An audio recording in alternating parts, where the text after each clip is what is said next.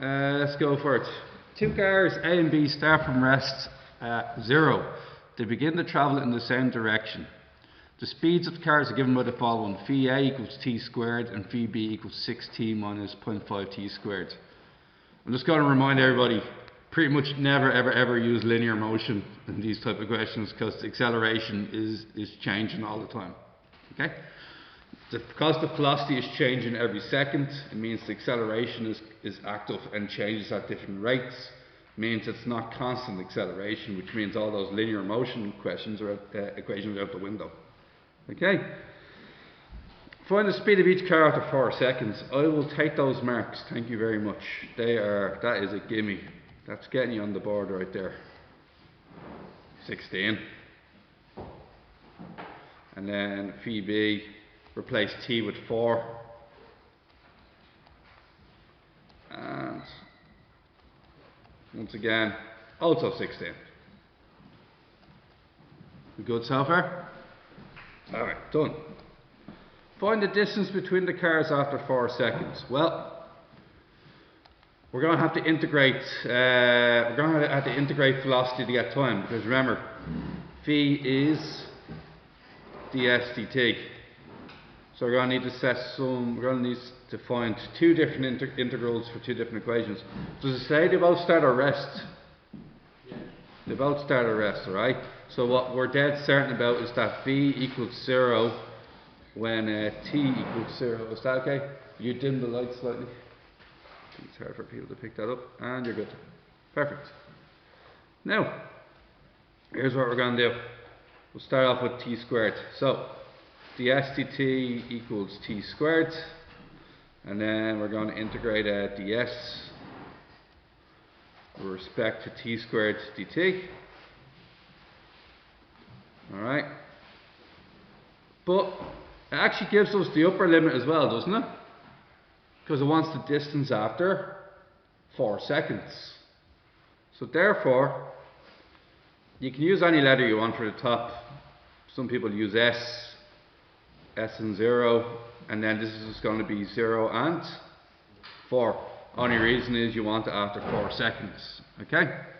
So then we're going to integrate this. It's going to be S, because it's 1 ds, so it's going to be S from S to 0.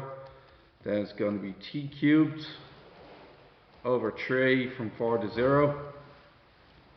Then we're going to get S equals, what's a 64 over 3?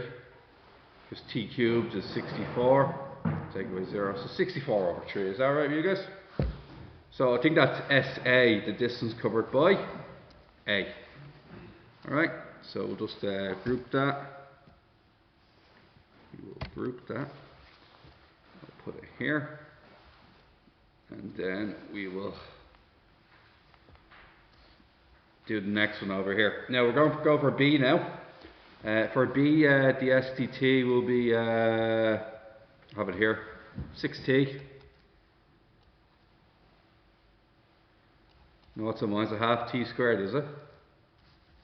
Minus 0.5 t squared, so minus a half t squared. Same as last time. ds equals 6t minus a half t squared dt. Integrate. And when you integrate, what do we get?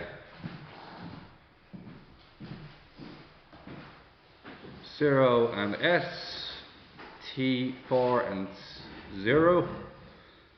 And we're going to get s from s to 0. And we're also going to integrate this. So we're going to get 3t squared. It's going to be t cubed now, and you're going to divide by 3, so it's going to be a half t cubed divided by your new power, which is a 3, and 2 times 3, 6. So 1/6 t cubed, and 1/6 t cubed, 1/6 t cubed, and this is going to go from 4 to 0, sub in the 4, and we get 112 over 3. And then it's just take away 0, so 112 over 3. This means that car 2 is faster than car 1, has gone further. So 112 over 3, take away 64 over 3. And what do we get there?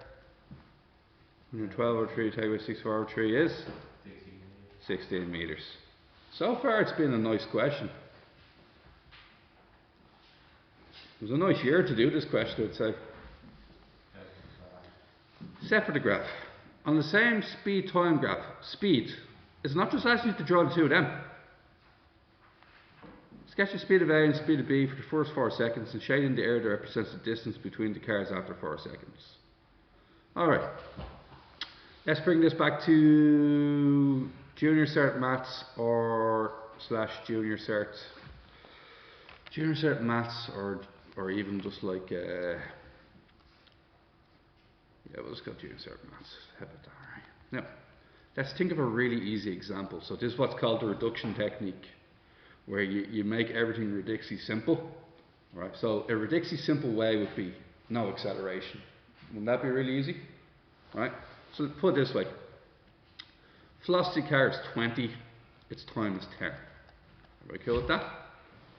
Velocity car is 10, time is also 10.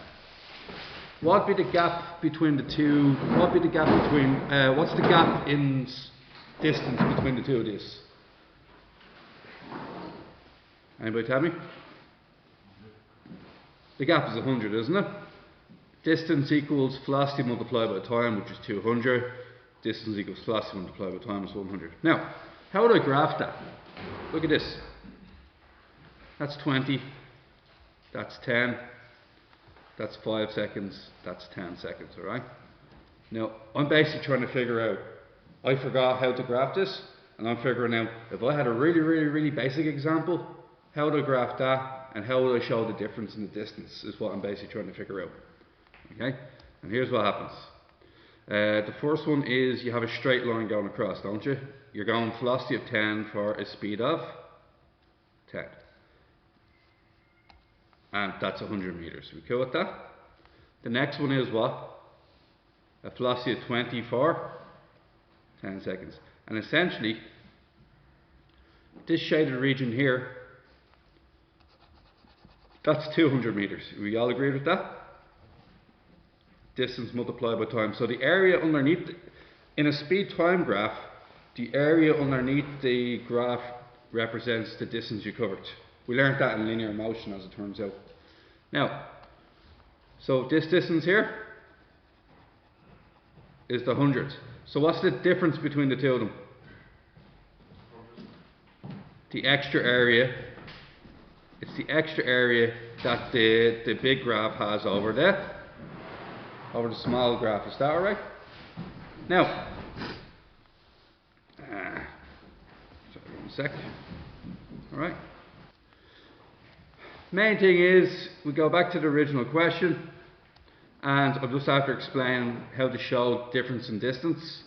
And what we're basically asked is to, it says sketch, but realistically we're going to go to our table function, aren't we? And we're going to say, no bother, u4 squared, so that'd be x squared to represent t squared.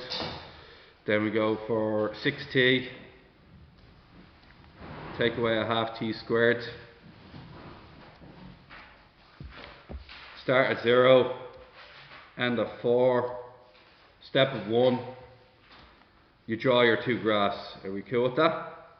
Just draw your two graphs. I'll sketch them on the GeoGebra suite here just to save time.